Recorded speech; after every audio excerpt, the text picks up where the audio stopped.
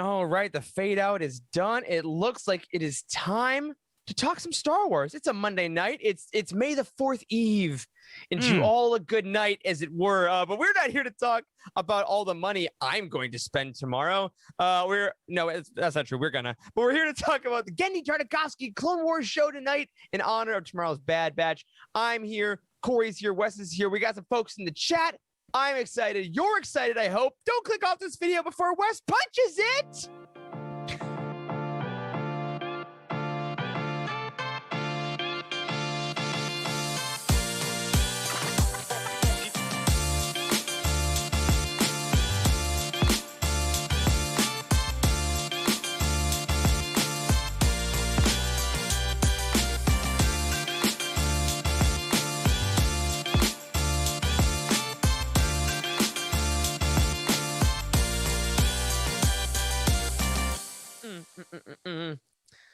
What's up, everyone? Welcome into the Living Force.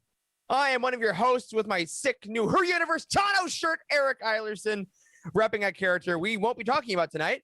And I'm joined by Dr. Corey Helton. Hey, man. What is up? We already have talk in the chat about how to pronounce Genndy Tartakovsky, and I'm going to have to say that 1,000 times to get it right. Genndy Tartakovsky, Genndy Tartakovsky, Genndy Tartakovsky. If you say it 3 times into a mirror, Mace Windu will appear. We also, though, have, hilariously, not the host who wanted to do this episode in the first place, but we do have Wes Jenkins. Hey, man. Hello, it's Genndy Tartakovsky. Genndy Tartakovsky.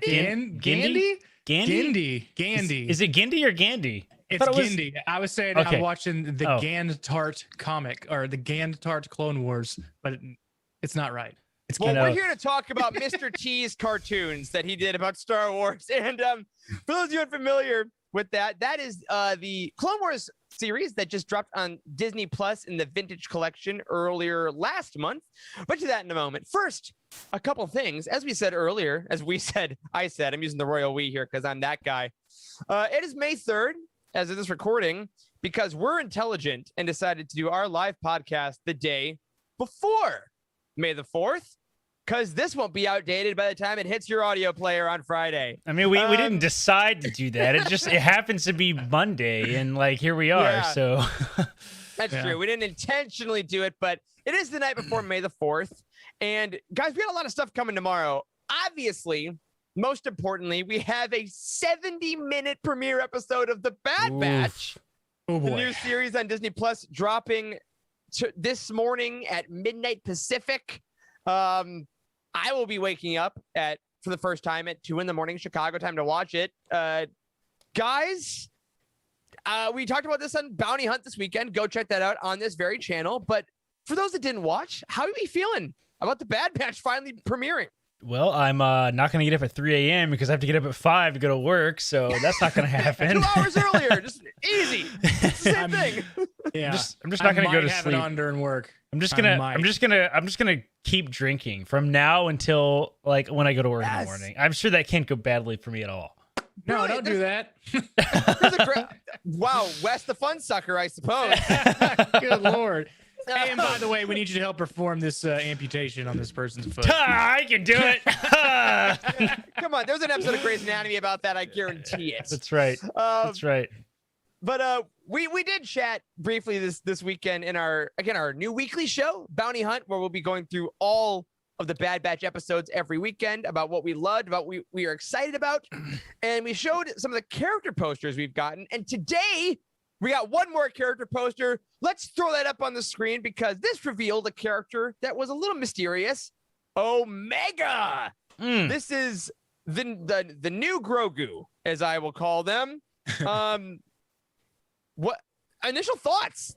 She was in the trailer. We chatted about her a bit, but now she's got a name. I don't think I've ever been more curious about an animated character ever.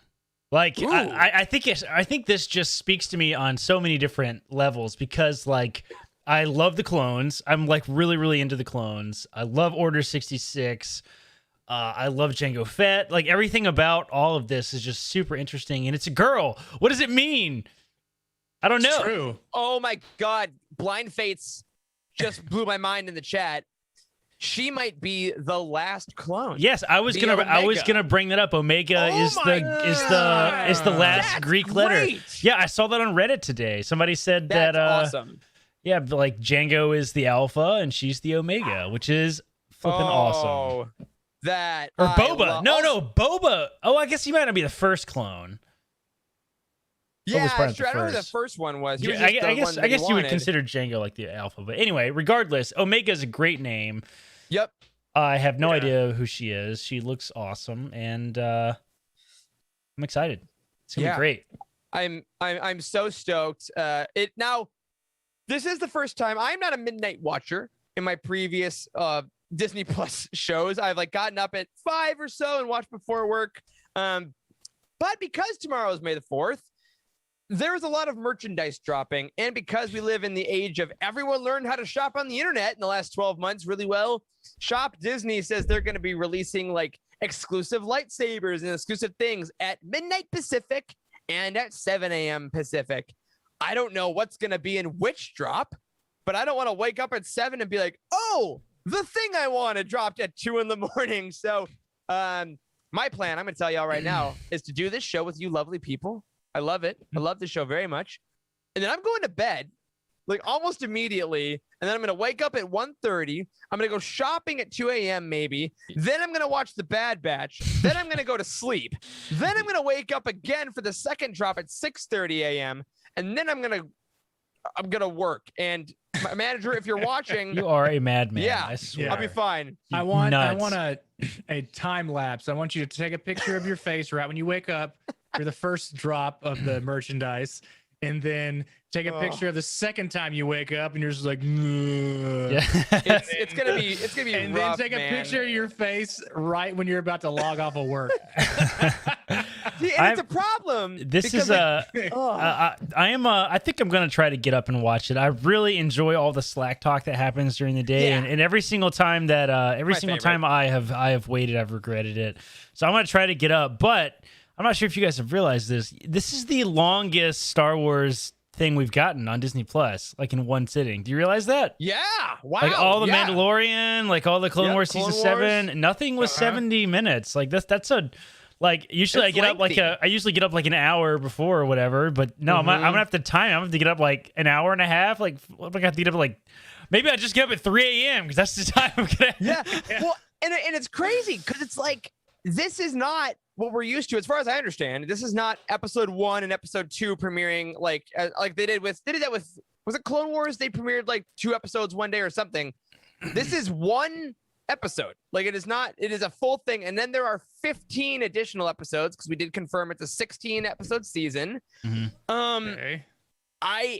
We got our bounty hunts laid out for us, boys. I'll tell you what. I know. We don't have to speculate too much on the show, but like I know that you guys can catch it on Bounty Hunt. Like we said, Bounty Hunt, in case you've missed this, Bounty Hunt used to be a Patreon exclusive show. We pushed it to a live stream. It's open to the public. It's on our YouTube channel now, I believe, right? Can't you go watch it? It's up right now.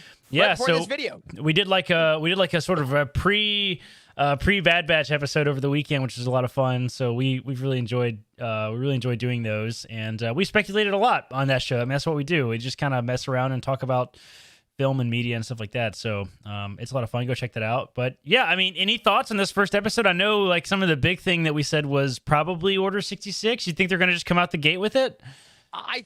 You convinced me yesterday when we recorded that the bounty hunt for the Bad Batch recap, that they're gonna do Order 66.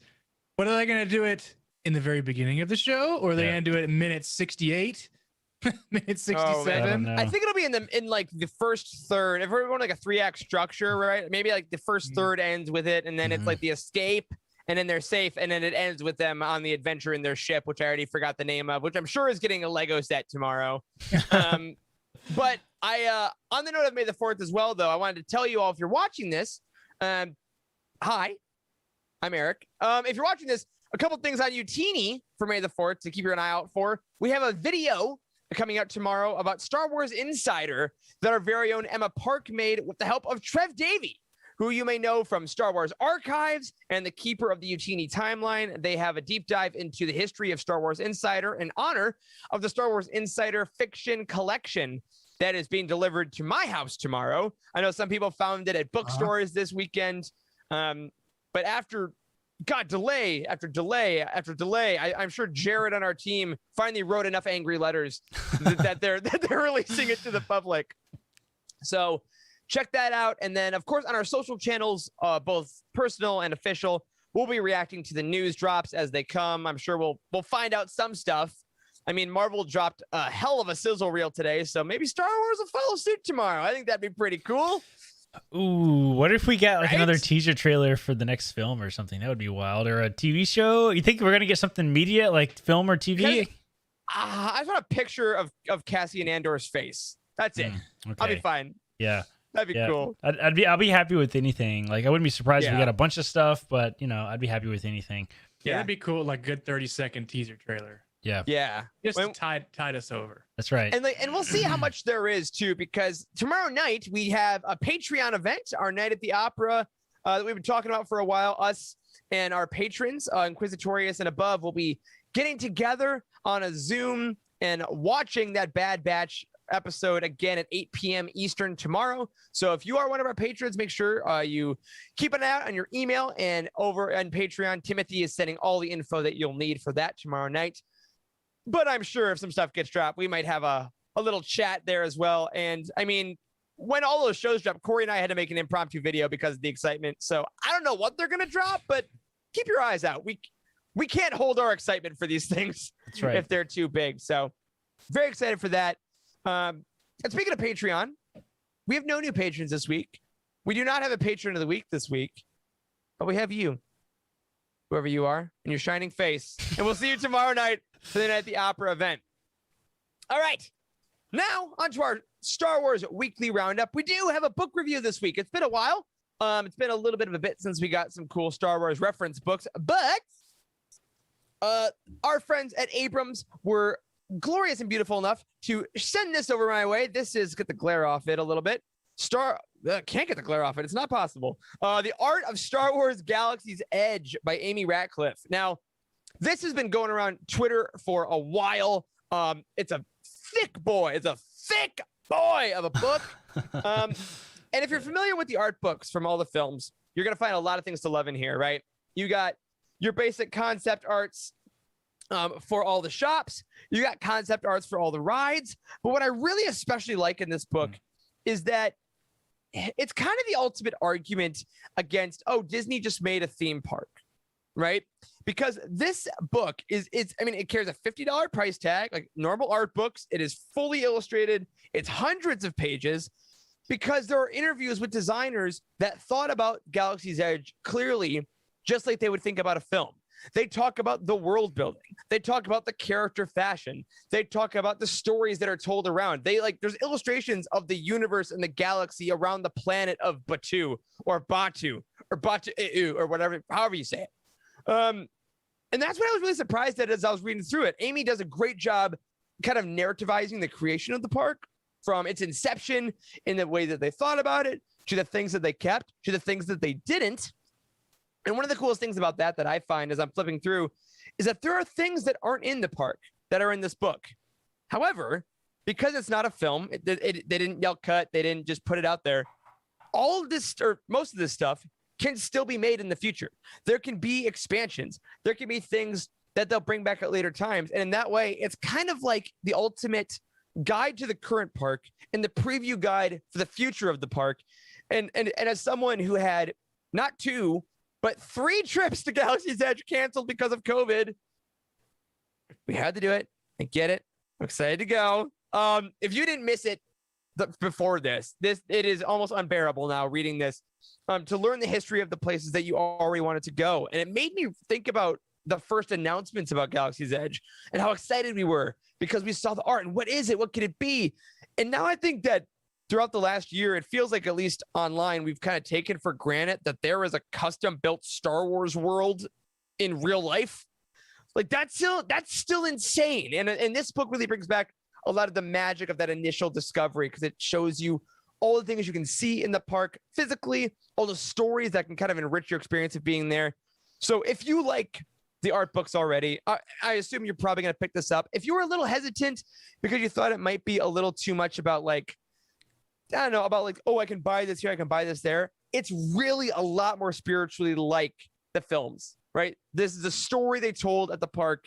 It's a story they tell while you're there, clearly. And if you want the behind the scenes of the stories, you got to check it out. It's available now from all booksellers. Amy, congratulations. She also snuck a couple of Taylor Swift references in there. So for those Easter eggs, right? You got to love it. Affiliate links are available at youtini.com if you want to throw us a couple bucks as you pick up this glorious book. So The Art of Galaxy's Edge, available now wherever books are sold. A couple more shout outs I want to give here. I want to start doing this a lot more because we have 3 live shows on the Youtini Podcast Network on YouTube. The Living Force, which you are currently watching, The Cosmic Force, which is our comic show every Wednesday evening, and Legends Look Back, which is our Thursday night show. And I'm going to start telling you all what's coming up on those shows this week because they plan ahead way more than we do. So this Wednesday night at 8 p.m. Eastern, The Cosmic Force is going to be talking about comic book events. So these are like talking about crossover issues, things like that, in honor of War of the Bounty Hunters coming up in the Star Wars books. And Legends Look Back is bringing back star guest of many of a Youtini podcast, Cheryl Bell, for their first part of their Outbound Flight Roundtable by Timothy Zahn. Now, Corey West, have you guys read Outbound Flight? Because I have not. Years ago. It's been a very, very long time, but I did a long time ago. I have seen what the cover looks like. Nice. I bought it and put it on my shelf and went, yeah, nice. So I am actually very excited to check out that show on Thursday because for some of us that are really into Thrawn Ascendancy right now, right? Greater Good is celebrating its release couple weeks, release month, if you will. This is that. This is Chiss lore pre-canon. It's a really thick, awesome Legends novel. So very excited to see the gang on Thursday and very excited for the Wednesday gang to get us excited about the upcoming comic event, which again starts this Wednesday. Check out your local comic shop or Comixology for War of the Bounty Hunters Alpha #1. And of course, as always, if you're looking to buy any of the books we talk about, this is the middle ad break. This is the middle ad break that I have to say. Check out the Youtini new releases timeline. Upcoming novels include The High Republic, The Rising Storm on June 29th, and The High Republic Race to Crash Point Tower, also on June 29th. Thank you to Frank on our team for keeping that up to date. All right, I'm running out of saliva in my mouth for a second. So, Wes, can you go run us through the book reviews we have this week? Sure can. Replace it with beer. That's what I need. So first up, we have Matthew J., and he reviewed Myths and Fables by George Mann. Spoiler alert, he gave it 5 stars. So when I first heard about this book on the Living Force, I knew I had to get it, and it lived up to the hype. I thoroughly enjoyed all the stories. I just wished there were more stories. As a non-American, I have the standard version. If I ever visit Galaxy's Edge, I will definitely get that version. I can't wait to get Dark Legends and the recently announced Life Day. This book will not be for everyone, but people who enjoy these types of stories will love it. I can't wait to have children one day just so that I can read them this book. Well, that's awesome. Nice. Yeah. Oh. How many versions of this book are there? I think there's 3, is there not? Yeah, there's the regular version, the Target version, and then the Galaxy's Edge version, which I did review on this channel in a previous weekly roundup. That's like all bound and had like I think 5 extra stories. Or something. Extra stories, and then the Target version was just like a different color. Yeah. Or was it? Yeah, I think maybe it had 1 or 2 more. Oh yeah, here it is. Look at that. How did you summon that to your hand? Like I did. I'm like Thor, Force, and now Corey. it goes away. Ah!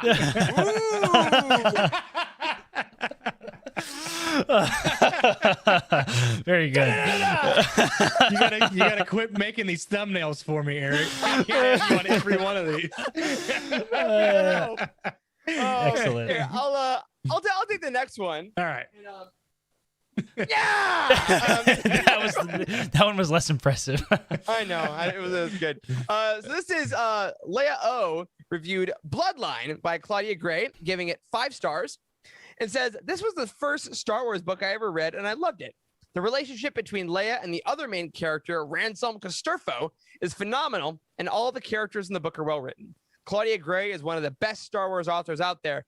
I may be a bit biased as Leia is my favorite character, but this is the best Star Wars book in my opinion. Amazing.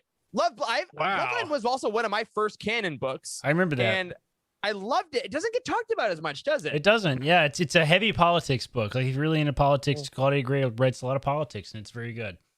Is this the first time we see Ransom Casterfo? It is. Yes, it is. It is. So that's why it didn't ring a bell to me when I read. I read the Rebecca Roanhorse book. Yeah, his whole story is pretty much in that one. It's a good one for sure. Yeah. It was great. All right, Corey, round us out, man. We got one last one about one of your favorites. Yes, that's right. Obi-Wan C. reviewed Thrawn, Ascendancy, Chaos Rising by Timothy Zahn. He gave this book 4 stars. He said, I have a confession to make. This, in Rebels, is the first time I went on an adventure with the to-be Grand Admiral. I know, I'm sorry, but man, what a first adventure it was. It was all a bit confusing in the beginning, and you get a lot of information thrown at you. But Zahn really takes his time to explain what happens. And also, I love that everything in this book is new to me. The Chiss Ascendancy is new. Thrawn and his pals are new. The way they navigate to other planets, those planets, and the inhabitants of those planets, it's all new. The only thing that isn't new to me is something that's pretty much new to them. What they call lesser space. And I love that they call it that. Really shows how high and mighty they think they are. Anyway, I'm super hyped for the other 2 books in this trilogy and cannot wait to see Thrawn transform into the super intimidating guy I know from the Rebels TV show. It really says that. Transform to the super intimidating guy I know from the Rebels TV show, except when he wears that helmet. It's not the best accurate. That helmet is so stupid. I don't know why he wears that stupid helmet. Right. He was please order an attack on the planet. And it's like, dude, bro, I don't need that. That's right. And you don't know how Got a super chat I want to talk about. If you want your review on this show, look up your book on Youtini.com, scroll down to the bottom and add your own star rating and use your review. We will talk about this on the show. And we just got a super chat from Star Wars Timeline, the channel and the personification of the timeline, I have to assume. All right. And said, I just released my recommendation video on their channel. Go check them out. They said, which canon and legend book would you all recommend for a newcomer? We haven't talked about this in a bit. So we have. Where we are now, let's start canon book for a newcomer. Let's say we can't say Lost Stars. I think that's an easy one we go to. Can't say Lost Stars. What's a good canon first read? I might actually jump in with this Thrawn Ascendancy Chaos Rising because like that trilogy is ongoing. It's going to be completed this year. It's like it hits that sort of key point, which is like to follow along with the community is a lot of fun, right? So I think that'd be actually a good one to start with. I think it's not, you don't really have to know that much because it kind of starts fairly fresh as far as like all the politics and stuff of the Chiss. So maybe it's a good one. That could be good. Wes, what do you think? I want to say Master and Apprentice. Master and Apprentice would be a great choice. Just to where you get the Jedi that you're looking for, and you're familiar with the characters from the prequels. So I think that would be a good start to get some familiarity behind the reading. Yeah, I think that's a great point, especially like, and if you're a reader that's coming from a lot of prequel love, you can't get better, right? As a first book, Master and Apprentice. You're more cerebral fans. I think Ascendancy is a great point. Timeline says they included the first new Thrawn book as well. I know Corey, you love that one as well. I think that's a great one for new readers. Man, it sounds weird, right? But I also think, despite the fact that it has a lot of references, Resistance Reborn is also a pretty good one because it has a lot of book references that you don't need to know. But it also is so in line with characters, especially from the sequel trilogy. If you love that, it's I think one of the closest tie-ins that we've had for those characters. So that's definitely some good canon ones. Now legends wise, gosh, obviously the pool is so much bigger. Yeah. I'm gonna go first on this one. So I have like one that's really popping in front of my head. I go with Darth Bane. I think Path to Destruction is just a great intro. It's an easier read. Right. There's so much in it. It really buzzes through as far as pacing goes, which is, I think, for your first read, you want something that's really going to go by quick so you feel accomplished. And the character work in Dark Side Mythos is just so brutal and so good. And I think something that's really, really great about Legends. Oh, okay. I'm gonna ask you guys. I almost read a chat answer, but I think one of y'all might say it as well. Yes, that's the one, Andrew. Kenobi. I would pick Kenobi as if you're dipping into Legends for the first time to grab on, again, like I said, with the canon reference, familiarity with the character, because you know that Obi-Wan was banished, or if you will, hiding on Tatooine during episode 4, and you see that come to light in episode 3 as well. So that give you something to look forward to when you're reading through it. I'm going to use that as an excuse post-COVID for why I don't want to go out. Like, oh, I'm banished. I'm sorry. I can't go. It's my honor code. That's right. That's right. I got to watch out for my neighbor. I think there's only one obvious choice when you're looking at Legends books, and that's the classic I, Jedi. I mean, why wouldn't you read that amazing book? How can we forget? Don't read I, Jedi. Don't read that book. It's bad. The book is bad. It's really bad. Don't read it. All right. Anyway, moving on. Yeah, definitely check out Star Wars Timelines channel. We sent him some merch a while back. He's got some pretty cool stuff. Check him out for sure. Thanks for the super chat, man. Appreciate it. So now on that, I'm thinking about all the Star Wars books I've read. It makes me happy in my soul. But what's gonna make me even happier is talking about some Clone Wars-ness of Genndy Tartakovsky. So stay right there. We're gonna show you one last merch ad about the shirts that are going away, or might already be gone. I'm not gonna lie, it might be too late. But we'll show it to you now. We'll be right back to talk about Genndy Tartakovsky. I messed it up, the Clone Wars. Just go away.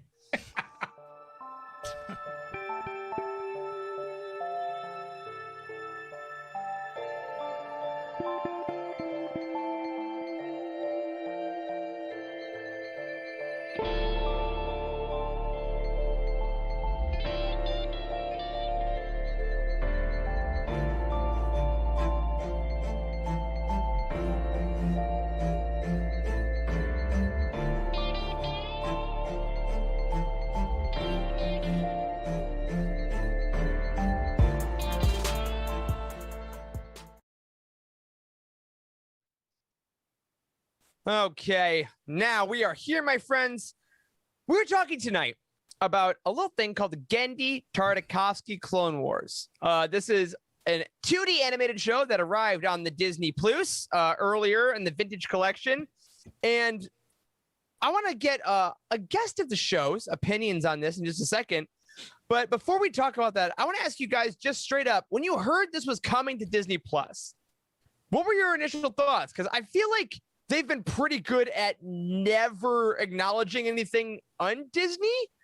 And then they're like, oh, by the way, all the really weird Ewok shows and that non-canon Clone Wars, we're gonna give it on Disney Plus. What was up with that? Can we talk a little bit more about what this actually was, in case people, the listeners, it's easy for us to say, 'cause we're gonna show some pictures and stuff on the video stream. So audio listeners, you go first. If you don't know what we're talking about, this is a early version of the Clone Wars that was previewed on Cartoon Network back in the day, in a series of mini, what do you call them, mini episodes, I guess. They're all really short, they're 5 to 8 minutes long, right? And they showed short. Really, really short back in the day, and it's considered sort of a prequel, maybe, to the real Clone Wars TV show that we all know and love. A lot of people don't really know that it exists. It released here, I pulled up on Wikipedia here, 2003 to 2005. It was a series of 25 mini episodes from 2003, 2005. And this is interesting, it was the first Star Wars television show since Ewoks,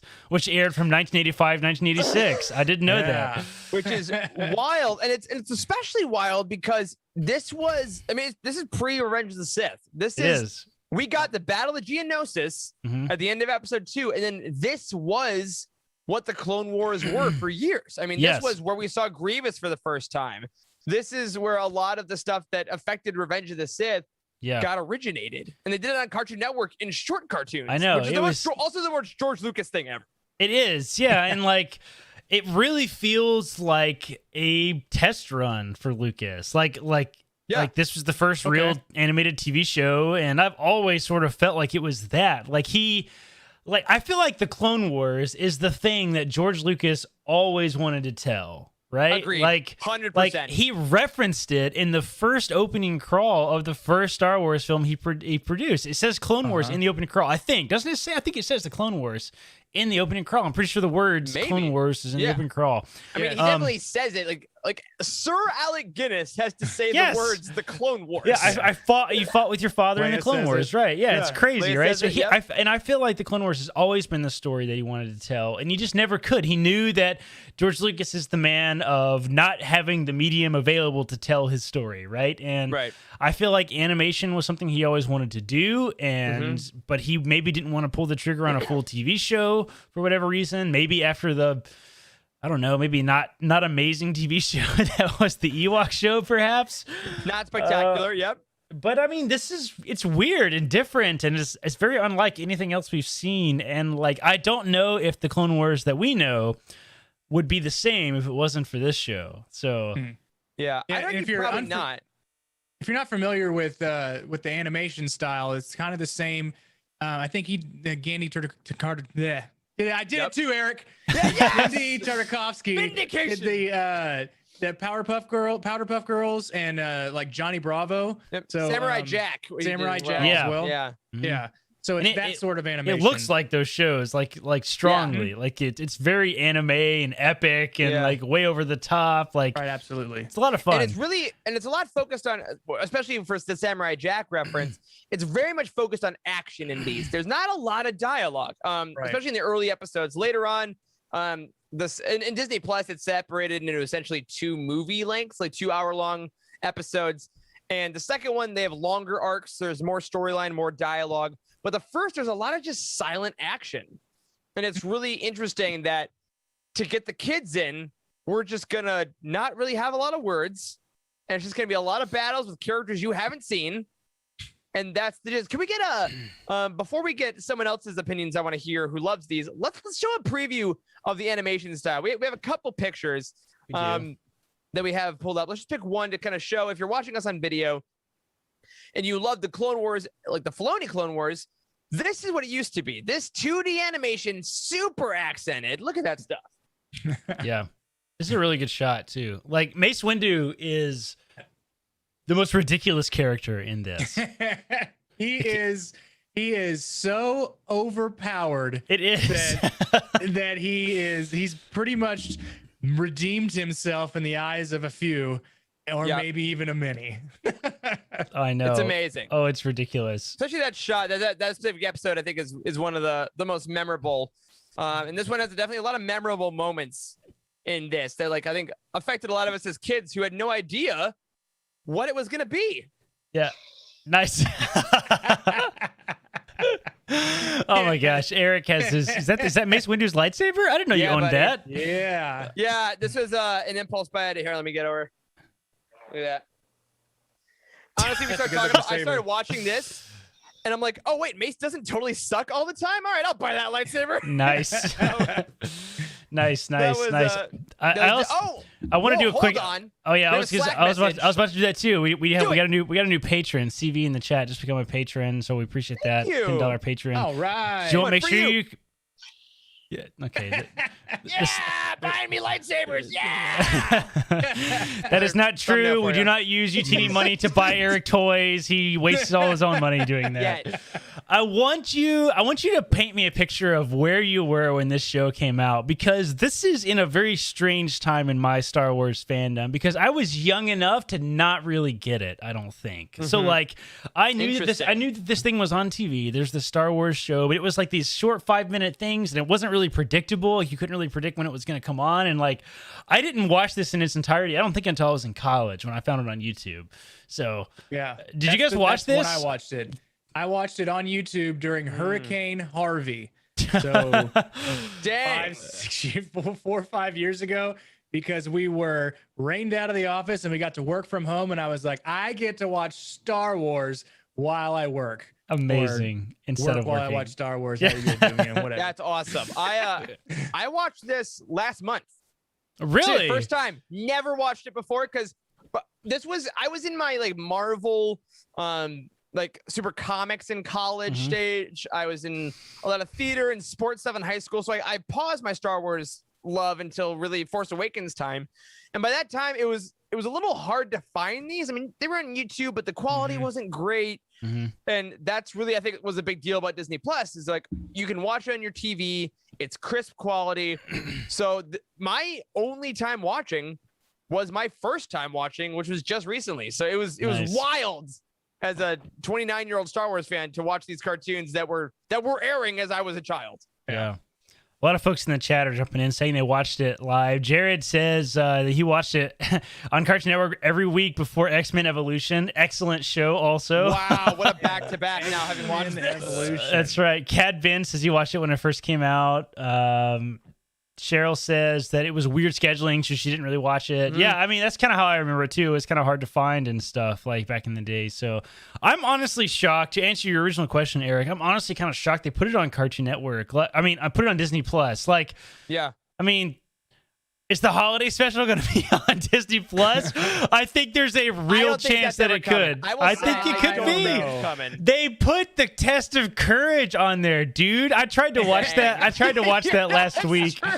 I tried to watch that last week. Caravan of Courage. Caravan of Courage. Yeah, Caravan of Courage. I tried to watch it last week, and Caitlin was like, "What the hell is this? We can't watch this." You watch your mouth, honey. It's Star Wars. It's so bad. It's so bad. It really is. Like, it's just. It's hard to believe that it's even really Star Wars. Like, it's something, but it's gonna be watching it now. Something. The Tartakovsky show is a little bit the animated version of that, right? Like, it's out there, man. Like, it's weird. It's super weird. Intense. It is really intense, and it's really weird. Like, okay, here I have the other screenshot you made me pull. Oh my God, grab it! It's weird. Look at. Look at this guy. Palpatine looks melted already. We gotta talk about this, is because I was watching this while I was building a mechanical keyboard. But I noticed I would put my head down and I was lubing switches. It's a whole you were thing. what? Yeah, that's right.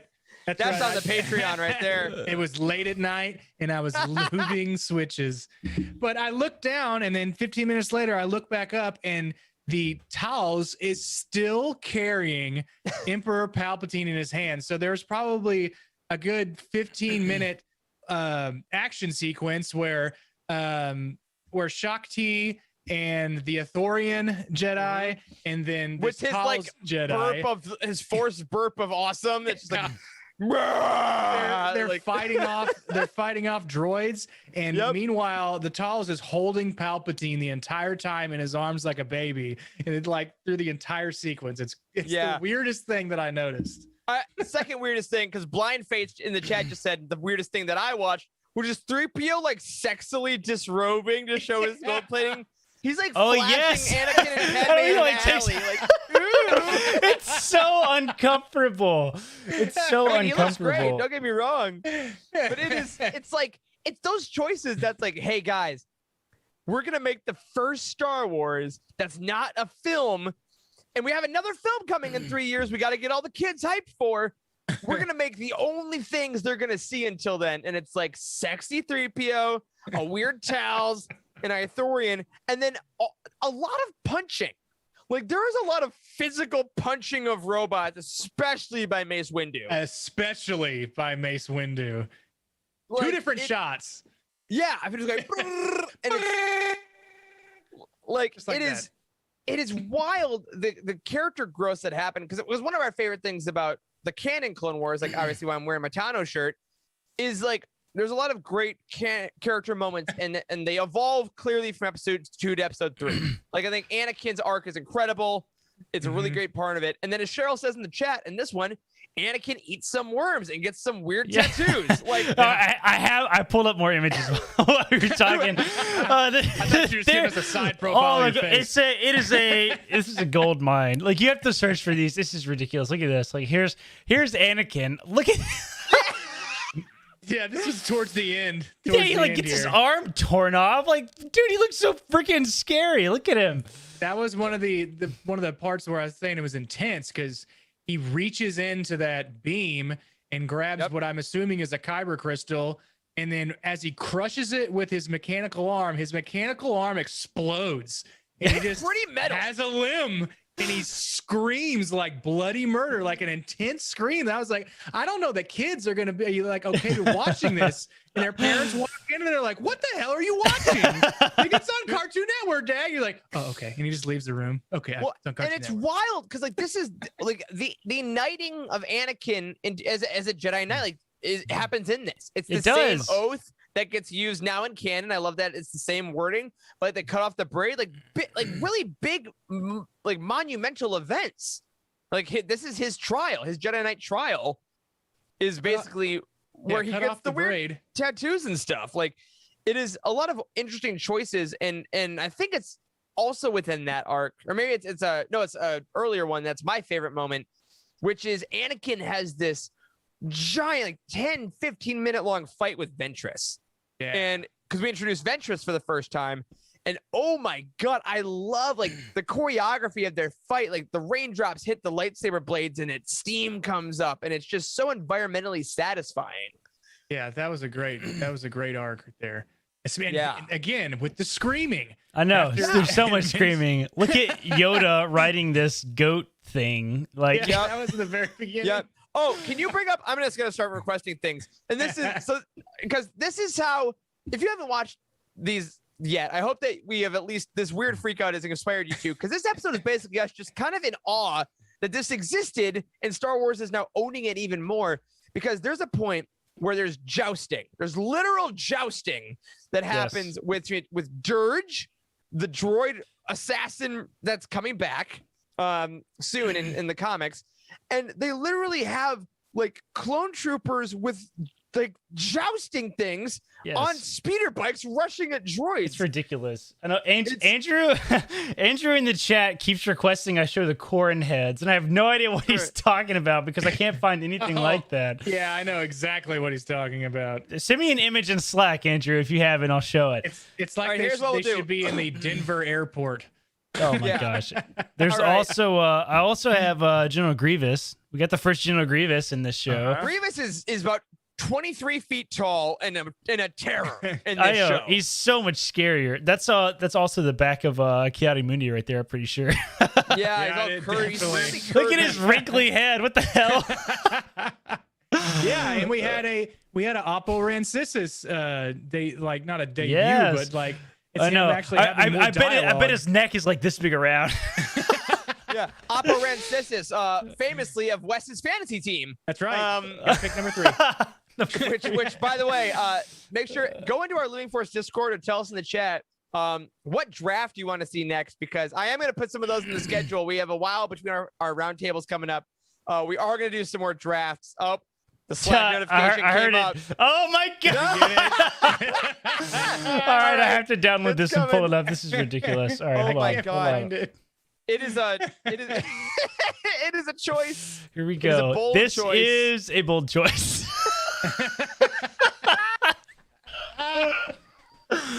He's thick, boy. I mean, they got killer calves. Yeah, that's really what we're looking at. What is this? What the hell? Oh my god. All right, anyway. Yes, all right. Okay, for you audio listeners, you need to go look this up. We need to tweet this. Somebody tweet this, like, so we can... Yeah, Wes, who runs our Twitter. Tweet this, please, because, oh my god, this is unfortunate. Well, hey, as Wes tweets that, let us bring... we have a video message from a very special friend who actually wanted to do the show in the first place but couldn't be here and has quite a few things to say about the old Genndy. Let's roll that video and see what Charles has to say. Hey everybody, it's Charles. As you can see, I couldn't make the show tonight. I'm sorry about that. I'm here to give my thoughts on the Genndy I didn't notice that. Clone Wars series. You know, as the kids would say these days, I'm not trying to flex on y'all, but I was a huge fan of this series back when it first dropped. I already loved a lot of Genndy's work. I was a big fan of Dexter's Laboratory and Samurai Jack and all that stuff on Cartoon Network. And I remember sitting in front of the TV waiting really eagerly for these shows to drop, even though, you know, the first season was only 2 to 3 minutes at a time. Those 2 to 3 minutes were a big deal. Remember, this was the first look that we had into the Clone Wars proper. These shows were running in between Attack of the Clones and Revenge of the Sith. And so this was the first time that we really got to see what happened after the Geonosis arena. You know, it's really cool to go back and watch the Clone Wars now. Animation has changed so much. I mean, Gendy's Clone Wars and Filoni's Clone Wars really couldn't be any more different stylistically. But I have an appreciation for both. Genndy is so stylized. I love the harsh angles, strange characterization, the use of silence throughout the episodes. I really love big booty Quarrens. That Gendy's Clone Wars embraces the weird and the strange and the odd. Like we see a Jedi Knight, Obi-Wan, jousting with a villain made out of bubble gum. Where did he get bubble gum on such short notice? Bubble gum. Genndy somehow took Shaggy from Scooby-Doo and made him a Jedi. As you do. Shaggy, right? Literally everything blows up at the slightest provocation. But this series also, it did a lot for characters that we didn't get to spend that much time with in the films. I mean, look at General Grievous as the main example. He is a force in this show. He's scary. But there's also, you know, Shakti and Kit Fisto and all these other people that it did a lot for. You know, also this series has some of the best fights. Anakin versus Asajj Ventress in the rain at the temple. It is up there with Qui-Gon and Obi-Wan versus Darth Maul, Anakin versus Obi-Wan on Mustafar. It really is incredibly done. And I think it's a lot of fun, too, that we're seeing a lot of elements from this show make their way back into canon now. Dooku Jedi Lost by Kevin Scott. It had references to scenes in this show where Dooku first met Asajj. We've seen Dirge now. Remember the bubblegum guy? He's coming back in the comics. Now, finally, let's talk about Mace Windu. You can watch this show and really have an appreciation for Mace Windu. I mean, it can really change how you feel. And he can punch like 100 times per second. Yes! Yes! Did that scare you?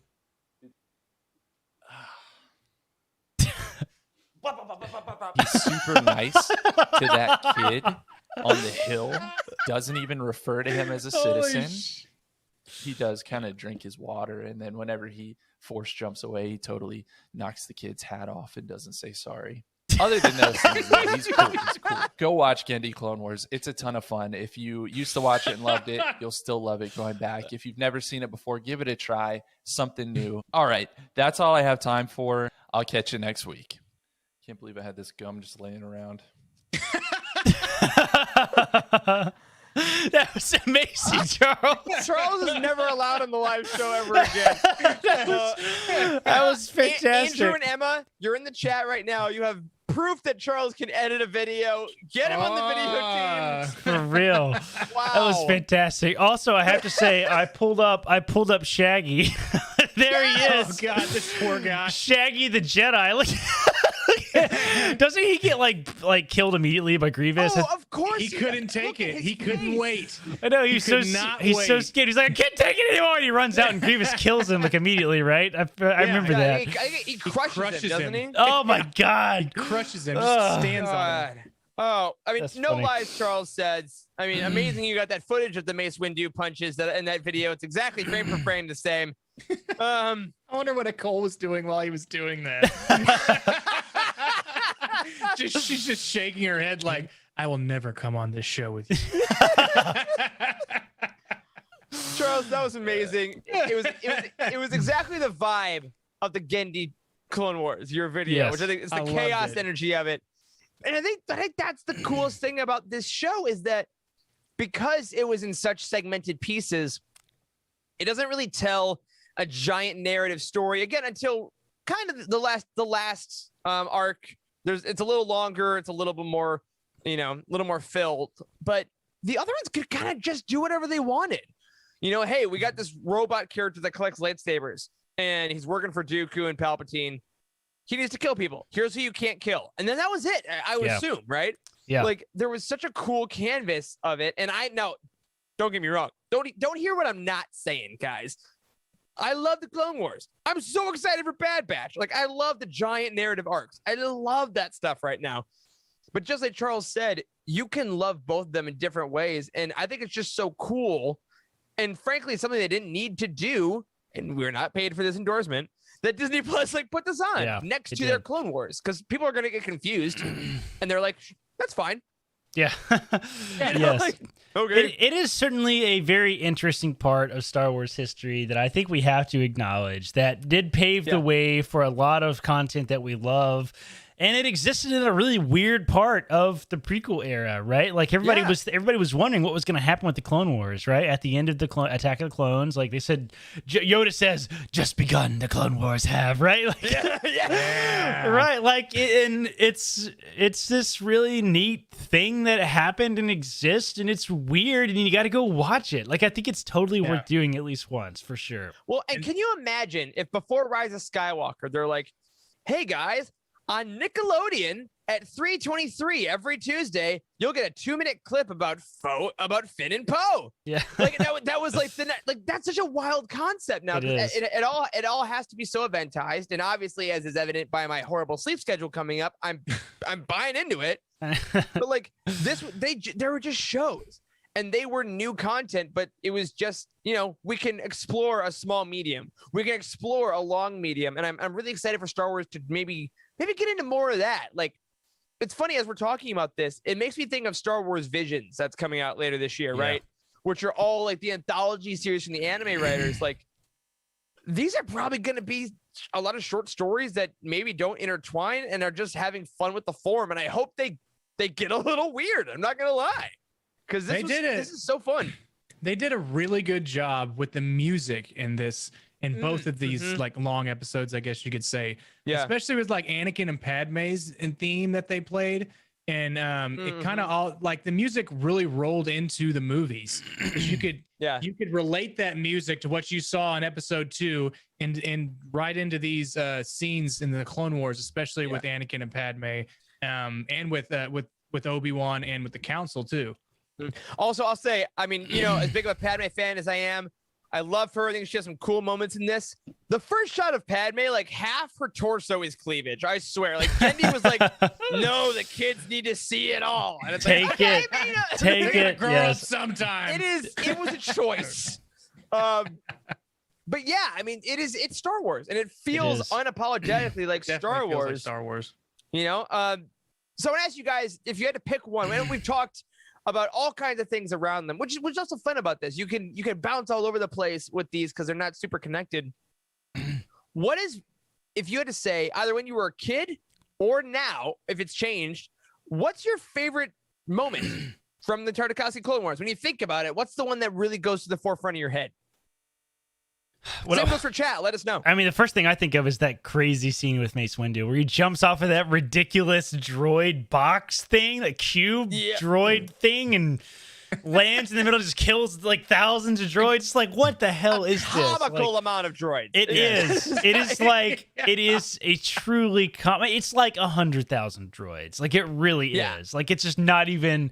It's like when you played with Legos, like when you were playing with them, like how you made them all behave. Like, well, like that's what you did. Like Legos go everywhere. That's what you did. That's what he does. I think Genndy is like he's like Kylo Ren in Last Jedi during the animation. He's just like more. Yes, exactly. Exactly. Absolutely. Wes, what about you? So one that sticks out the most was when. After Anakin had crushed the kyber crystal or whatever that was, they don't have a lot of dialogue, so they don't really tell you, and blows his arm up. And then the warriors from that tribe that he was trying to help, they all were mutated in a way to kind of help the Techno Union, and they all ripped their arms off in unison for the one true Anakin Skywalker, so they're more kind of more resembling him. I remember that. That's ridiculous. Epic. But and another one that really sticks out was when Grievous was fighting the Jedi, and then Palpatine was there, and then Palpatine just like watches this going on, and he's supposed to be scared, but he backs up, and he's just like, it's all coming to plan. Yeah. Like, just like his shroud comes down, like the shadow over his eyes, and it just, that whole foreshadowing is great. Especially, I mean, just it's a kid show. Did they notice that, or did you have to notice that when you're an adult? Yeah. Right.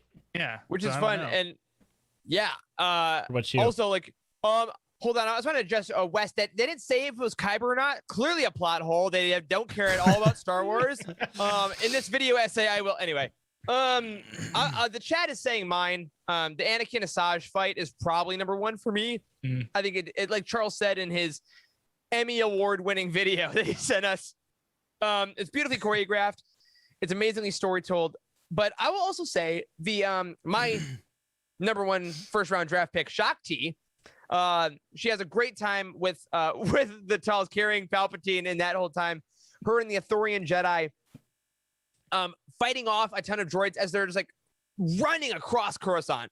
Like while the invasion's happening, they're just running for their lives and doing little fights here and there. There's a cool thing with a bunch of trains and Magna Guards.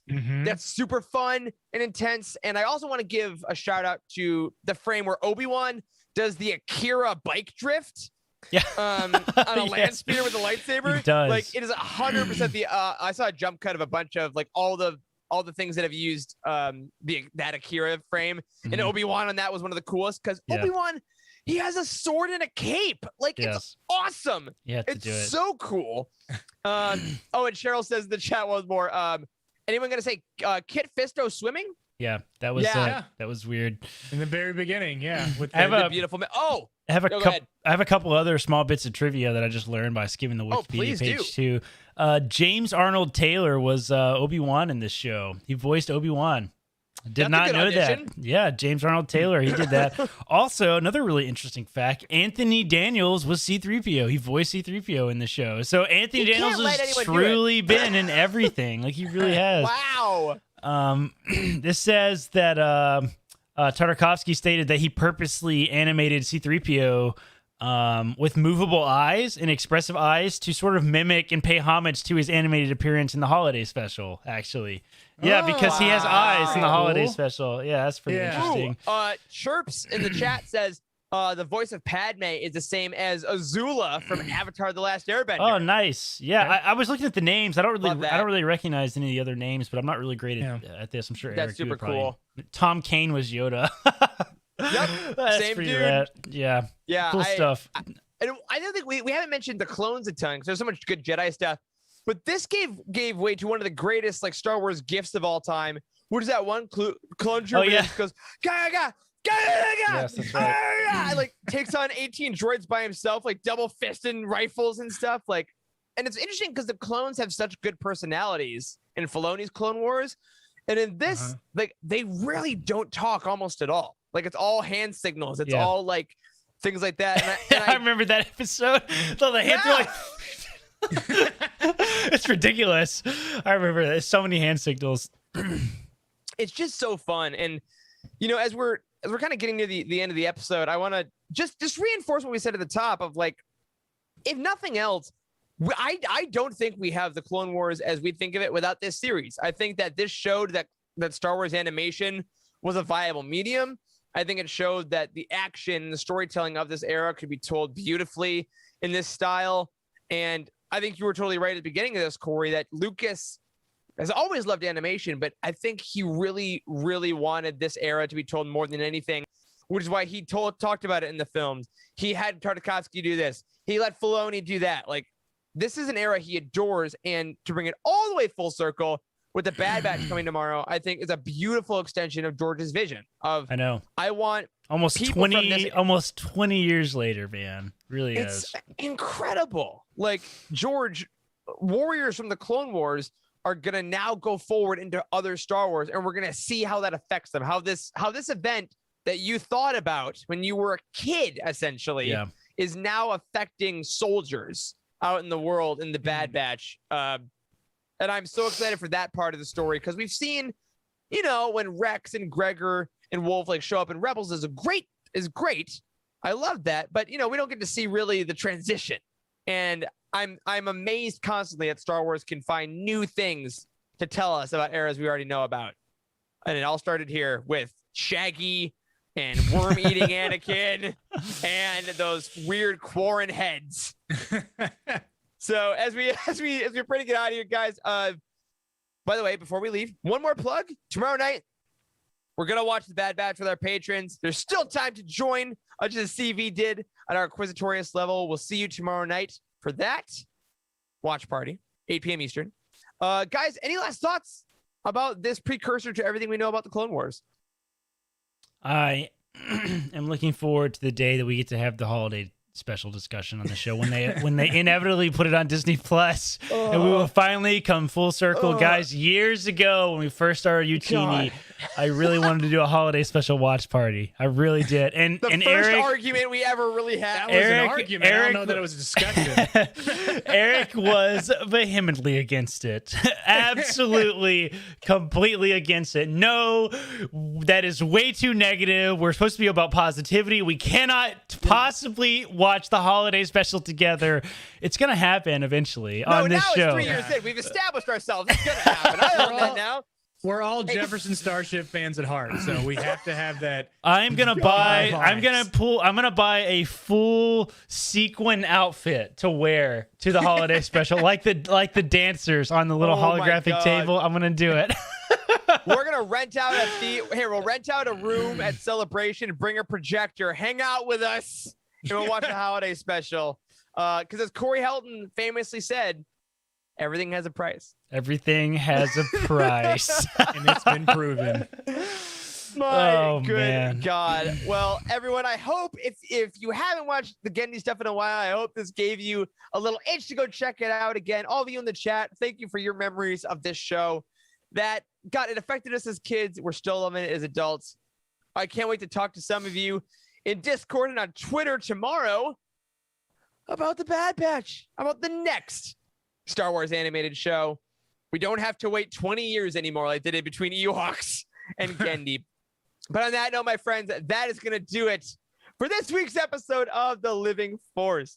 If you already support us on Patreon, thank you so much. We will see you tomorrow night for our Night at the Opera watch party, where, again, we will be watching the premiere episode of The Bad Batch. We recommend watching beforehand because we'll probably be talking throughout a lot of it. We're so excited. We'll see you then. A special thank you goes to Cheryl Bell, Patrick Ortiz, and Carl Sander on our Jedi High Council, and Elizabeth Cloutier, Jason Mitchell, Freddie C., and Sally and Chris Eilerson in our Alliance High Command for their amazing support of all things Youtini. You can find us on Twitter. I'm at Eric Eilerson. Corey is at Doc Star Wars MD. Wes is at Boss Wes. And burgeoning video star Charles Henkel is at C. Henkel. A special thank you to Matt Davenport, our amazing editor, Ryan, our graphic designer extraordinaire, who also designed the new intro for Bounty Hunt, and Wes, our producer and community manager. Thank you to Corey and Wes for podcasting with me tonight. Thank you to all of you in the chat. And as always, may the Force be with you. Happy May the 4th!